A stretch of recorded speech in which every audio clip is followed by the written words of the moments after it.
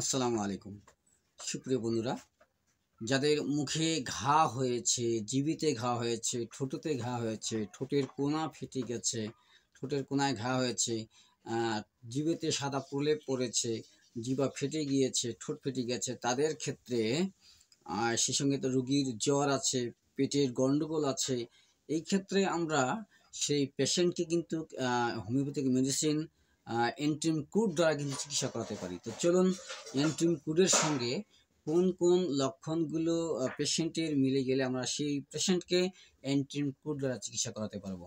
তো সুপ্রিয় বন্ধুরা, আপনারা দেখছেন ডক্টর আমিন হেলথ ইউটিউব চ্যানেল এবং আপনাদের সঙ্গে আছি আমি মোহাম্মদ আমিনুর রহমান আমিন। তো সুপ্রিয় বন্ধুরা, যারা এখনো এই চ্যানেলটিকে সাবস্ক্রাইব করেননি তারা অবশ্যই সাবস্ক্রাইব করে দেবেন এবং পাশে থাকা বেল আইকনে কিন্তু প্রেস করে দেবেন। সেই সঙ্গে একটা লাইক করবেন, আপনার গুরুত্বপূর্ণ মতামত কমেন্ট করবেন এবং ভিডিওটি সবার মাঝে শেয়ার করে দিতে একেবারেই ভুলবেন না, যাতে করে পরবর্তী গুরুত্বপূর্ণ ভিডিওগুলো আপনারা পেয়ে যান এবং আপনার শেয়ারের মাধ্যমে কিন্তু অনেক ভাই বোনও কিন্তু উপকার পেতে পারে বা উপকার হবে।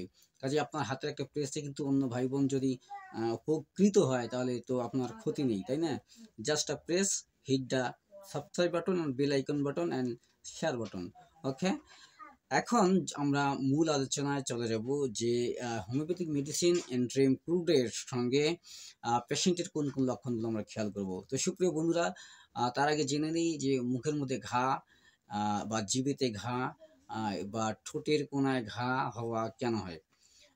জাতের মাড়িতেও কিন্তু এর সংক্রমণ হতে পারে বা এর বিস্তার লাভ করতে পারে, অর্থাৎ দাঁতের মাড়িতে ঘা হবে, পুজ হবে, রক্ত পড়বে, এরকম প্রবলেমগুলো কিন্তু রোগী ভুগতে পারে। তো সুপ্রিয় বন্ধুরা, আসলে এটা হয় সাধারণত ভিটামিনের কারণে, ভিটামিন সি এর অভাবে হতে পারে, ভিটামিন বি এর অভাবে হতে পারে, সেই সঙ্গে ব্যাকটেরিয়া আক্রমণের কারণে হতে পারে, ফাঙ্গাস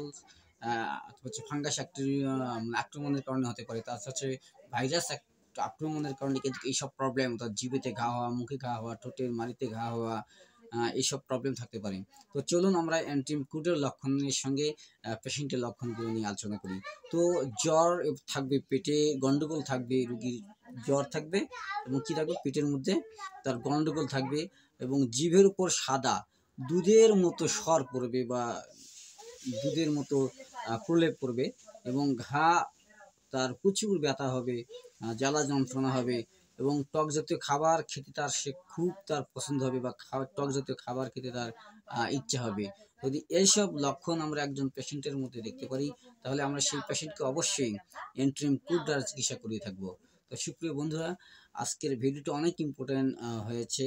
যদি আপনি মুখের ঘায়ে ভুগে থাকেন বা আপনি যদি একজন জিভেতে ঘা হওয়া, মুখে ঘা হওয়া, দাঁতের মাড়িতে ঘা হওয়া, আর যদি আপনার জ্বর থাকে, পেটের গন্ডগোল থাকে, সেই সঙ্গে জিভেতে যদি দুধের মতো সাদা প্রলেপ পড়ে, প্রচুর ব্যথা হয়, জ্বালা যন্ত্রণা হয়, টক জাতীয় খাবার খাওয়ার ইচ্ছা হয় বা টক জাতীয় খাবার খেতে ভালো লাগে বা পছন্দ করে, এইসব ক্ষেত্রে আপনি অ্যান্টিমকুট দ্বারা তাকে চিকিৎসা করাতে পারেন। আর সুপ্রিয় বন্ধুরা, আর যদি আপনি একজন ডিএসএমএস এর বা বিএসএমএস বা হোমিওপ্যাথিক মেডিকেল কলেজ অ্যান্ড হাসপাতালের যদি আপনি স্টুডেন্ট হয়ে থাকেন, আর যদি আপনি পেশায় একজন হোমিওপ্যাথও হয়ে থাকেন, তাহলে তো আজকের ভিডিওটি আপনার জন্য উপকৃত ছিল। তো সুপ্রিয় বন্ধুরা, দেখা হচ্ছে পরবর্তী কোনো ভিডিওতে। সেই মতো ভালো থাকুন, সুস্থ থাকুন, সুন্দর থাকুন। আল্লাহ হাফেজ।